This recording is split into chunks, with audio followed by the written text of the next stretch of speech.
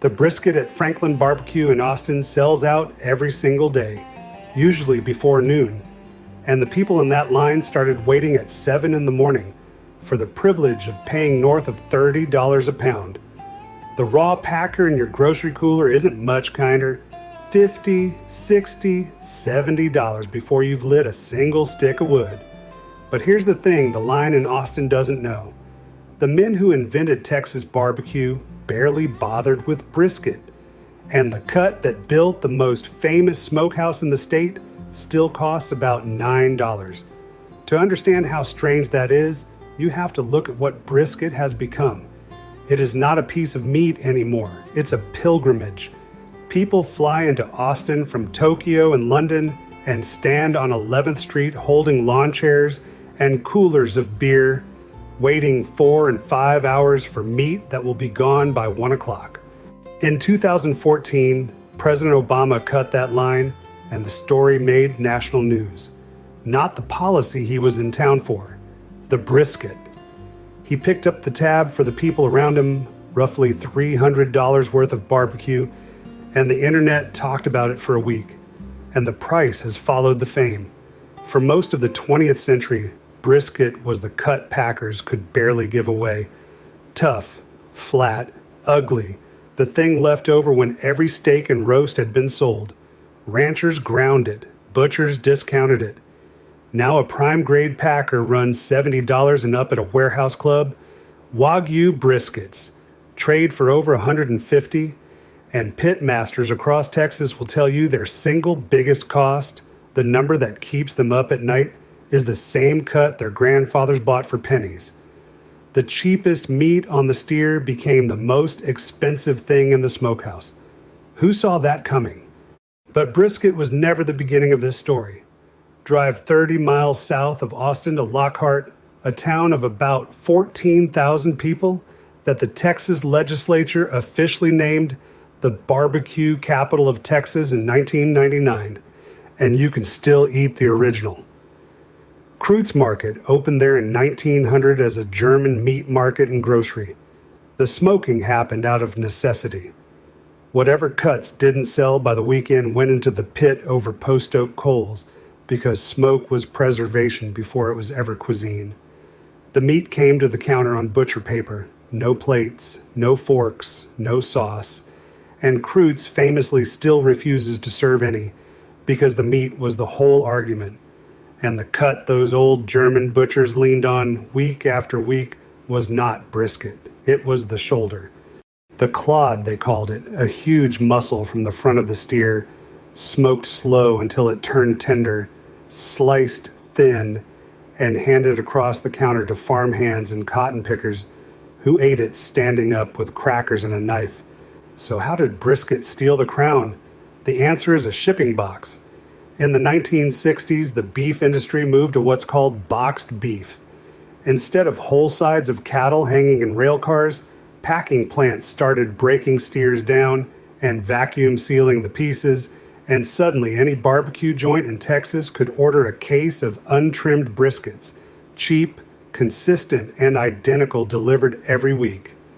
The clod was enormous and awkward. The brisket came in a tidy bag.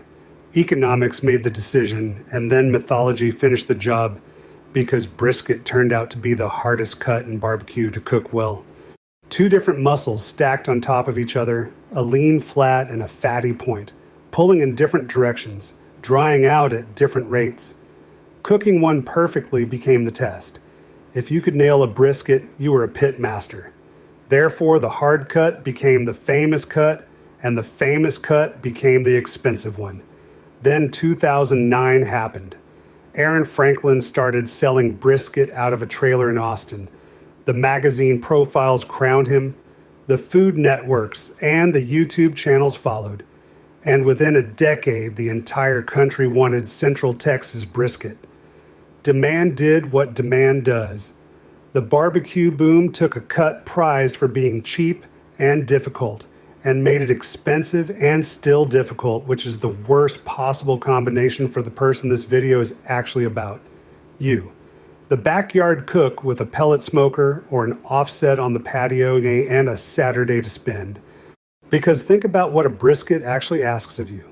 $70 up front for a choice grade packer that is a genuine coin flip. Since the grading happens on the outside and the inside is a mystery until you cut it, then an hour of trimming where a pound or more of hard fat goes straight into the trash you paid steak prices for. Then 10, 12, sometimes 14 hours of fire management through the stall, through the night, checking temps at 3 in the morning like a new parent. And after all of that, the flat can still come out dry as a phone book. One bad probe placement, 1 hour too long, and your $70 eats like jerky. The famous joints get away with it because they cook 40 briskets a night and buy the top 1% of graded beef. You get one shot at the meat they rejected. There is a way out, and it has been sitting in the grocery store the whole time, 3 feet from the briskets, wearing a label nobody associates with barbecue. The chuck roast. A 2-pound chuck roast runs $4 to $5 a pound at an ordinary supermarket. Call it $9 out the door, and it comes from the exact same part of the steer as the shoulder clod that made Crute's Market famous. Same muscle group, same neighborhood of the animal. The clod is just the whole shoulder in one 15-pound piece. The chuck roast is the family-sized slice of it. When you smoke one, you are not settling for an imitation of Texas BBQ. You are cooking the version of it that came first. And the shoulder is built for this job in a way the brisket never was. It's a working muscle threaded through with fat and collagen, which means it wants a long, slow cook, and it forgives you when you miss. Overshoot the temperature by 10 degrees and the extra fat covers for you. There's no pound of trim to throw away, no stacked muscles fighting each other, no lean flat waiting to punish a 30-minute mistake. It fits on the smallest smoker you own. And a 2-pound roast is done in 5 to 6 hours, which means you light the fire after breakfast and eat before the game ends, instead of setting alarms for the middle of the night. Here's what that Saturday actually looks like.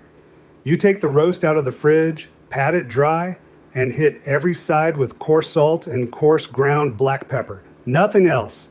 The same rub Lockhart has used for a century. The smoker settles in around 275 degrees with post oak if you can get it, any oak if you can't. 2 hours in, the outside has darkened to mahogany and the kitchen window smell has drifted 3 houses down. Around 165 internal, the temperature stalls because the meat is sweating faster than the fire can heat it, and this is where brisket cooks panic. You don't have to. Wrap it in butcher paper, put it back on, and walk away. When a probe slides into the center like it's going into warm butter, somewhere a little over 200 degrees, it's done. Rest it an hour in a cooler. Then slice it thick against the grain, or chop it for sandwiches, and watch the fat glisten on the cutting board. Now people will absolutely fight in the comments about the wrap. Paper, foil, or naked, everybody's got a religion, and I'm curious where you land. But while that argument rages, here is the part that matters. The thing that explains why this $9 roast eats the way it does. When you watch someone take their first bite of great brisket, they are never eating the flat. They're eating the point, the fatty, marbled, wobbly end that regulars ask for by name and restaurants ration out as burnt ends. The flat is the price you pay. The point is the reason you came. Cut a chuck, roast open, and look at it. Marbling all the way through. No lean side, no bad end.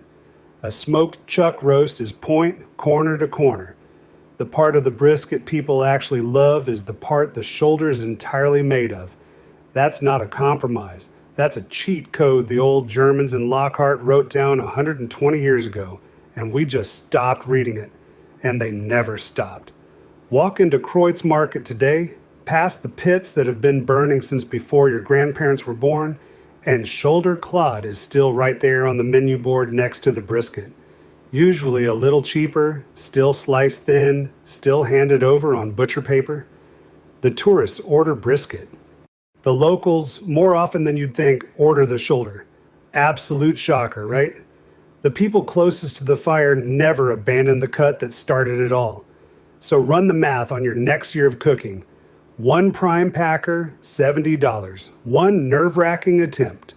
Or 8 chuck roasts for the same money, 8 Saturdays of practice, 8 chances to learn your smoker's hotspots, your wood, your wrap timing, the feel of a probe sliding in right. Barbecue is a skill, and skills are bought with repetitions. 8 reps versus 1 isn't a small edge. By the time you've smoked your way through $70 of shoulder, you won't just have eaten better all year. You'll have earned the brisket if you still even want it. And maybe that's the real question this cut leaves you with. Texas BBQ was invented by people turning the meat nobody wanted into the meal everybody remembers. And somewhere between the trailer in Austin and the 4-hour lines, that idea got priced out of its own story. So next weekend, when you're standing at the meat case with $9 in your hand, what are you actually buying? The meat or the myth? Cook 1 chuck roast and tell me what you find. And if you want the rest of the forgotten Texas cuts, the pork steak is next, and its story might be even better. Subscribe so you don't miss it. Word count 1,845.